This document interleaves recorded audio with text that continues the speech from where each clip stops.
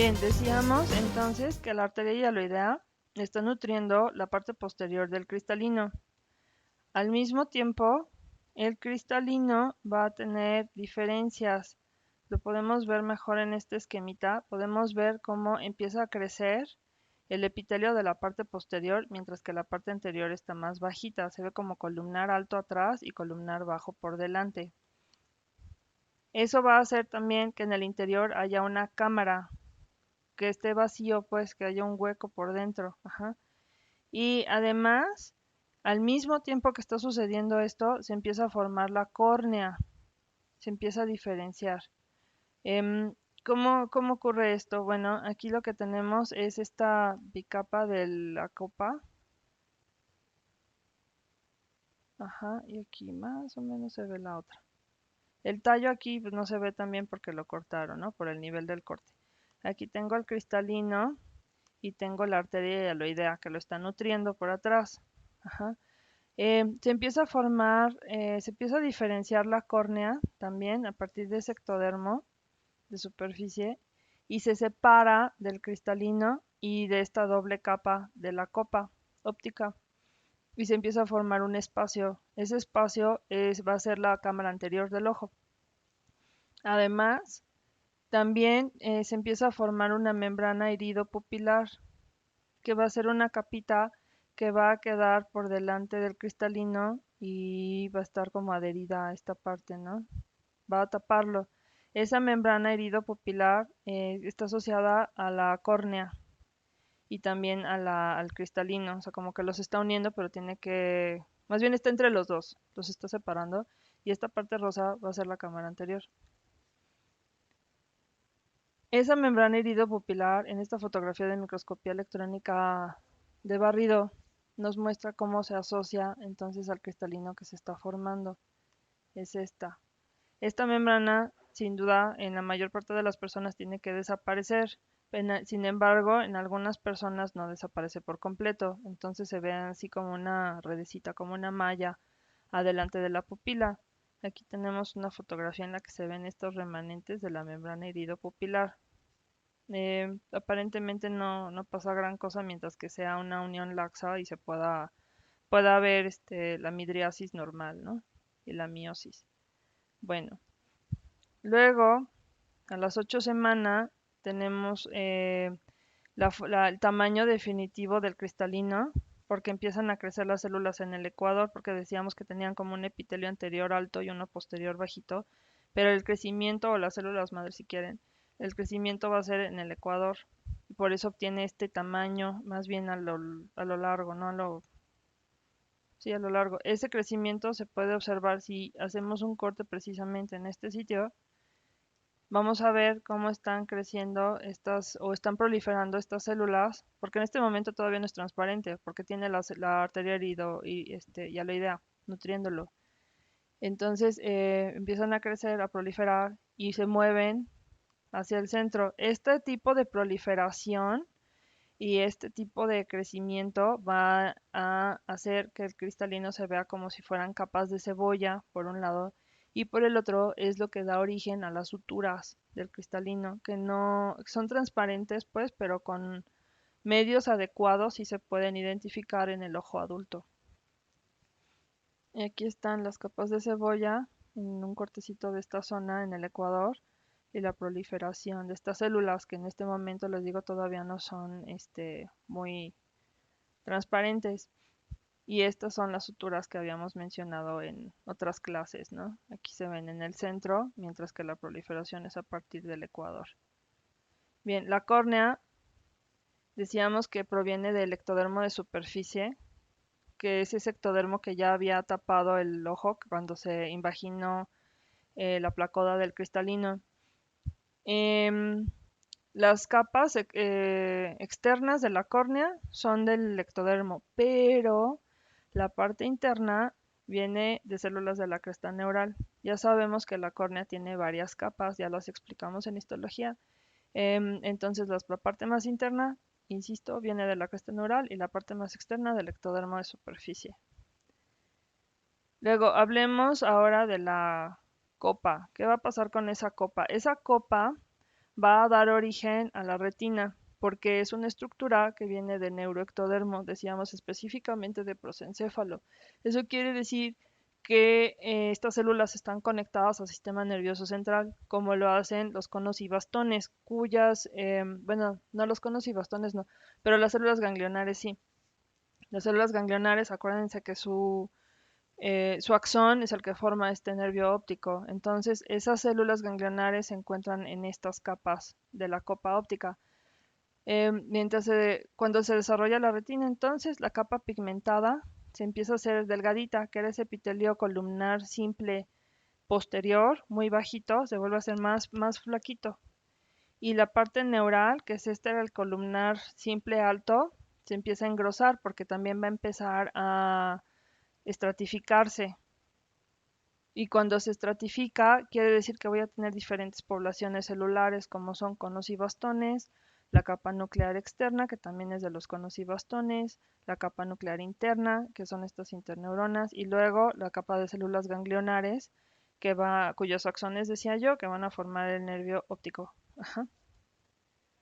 En este esquema estamos viendo, con base en los estadios o las etapas de desarrollo en el ratón, cuáles son las primeras células en formarse en este epitelio neural de la retina.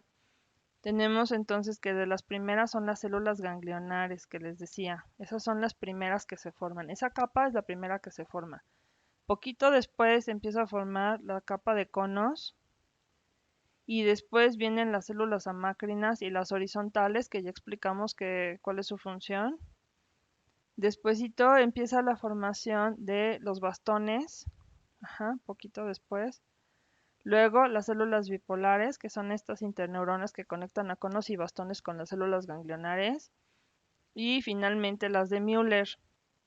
Ajá, con esto vemos cuáles son estas capas que se van formando y a qué células corresponden.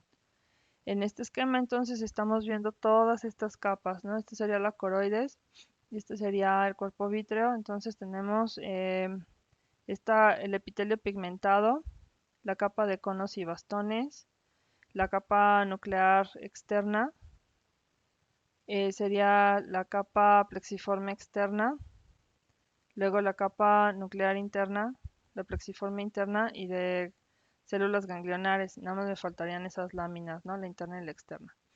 Ok. Ya tengo retina, ya tengo cristalino, ya tengo córnea, me falta iris.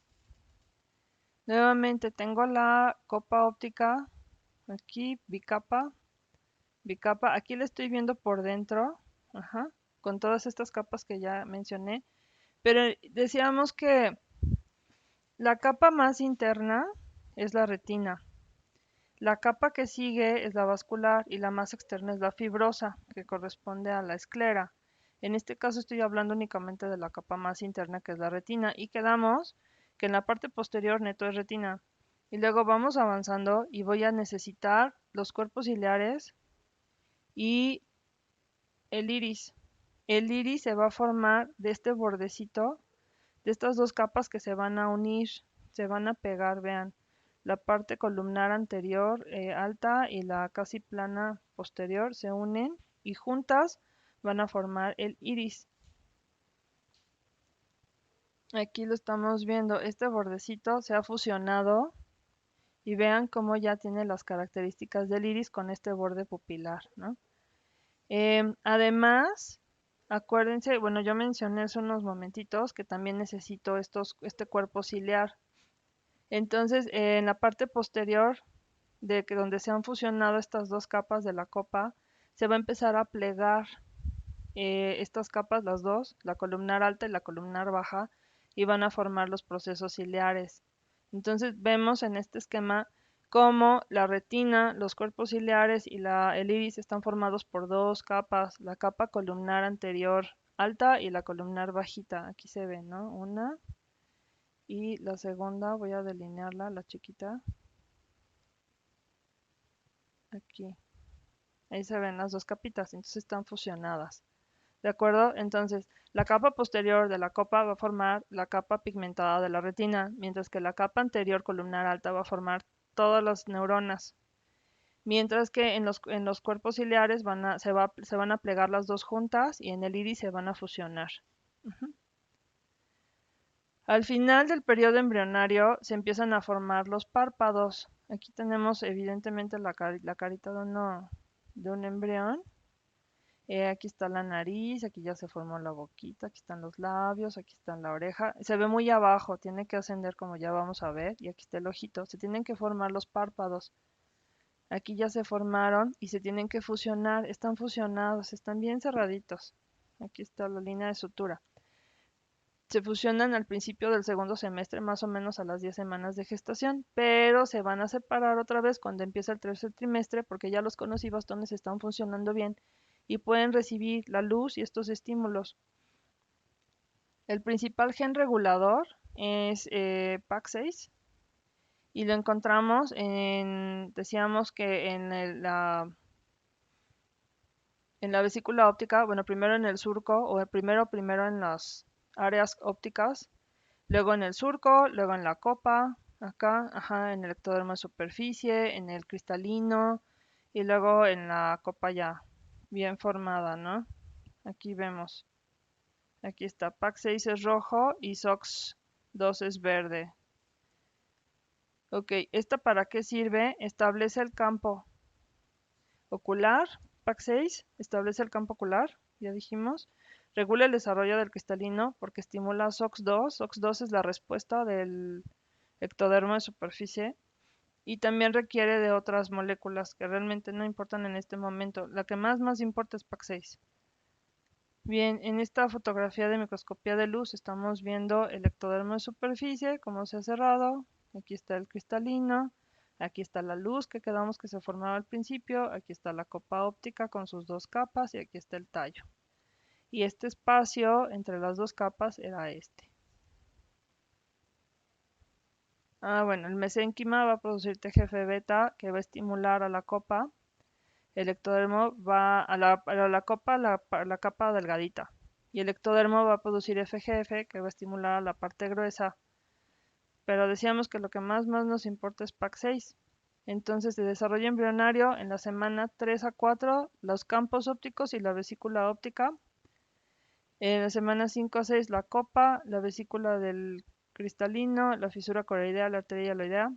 Semana 7 a 8, la córnea, cámara anterior, membrana iridopupilar, cristalina y la retina. Semanas 9 a 15, iris, cuerpo ciliar. Y semanas 8 a 10, párpados.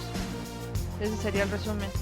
Y yo creo que lo dejamos aquí y podemos ver la aplicación clínica en nuestra sesión sincrónica.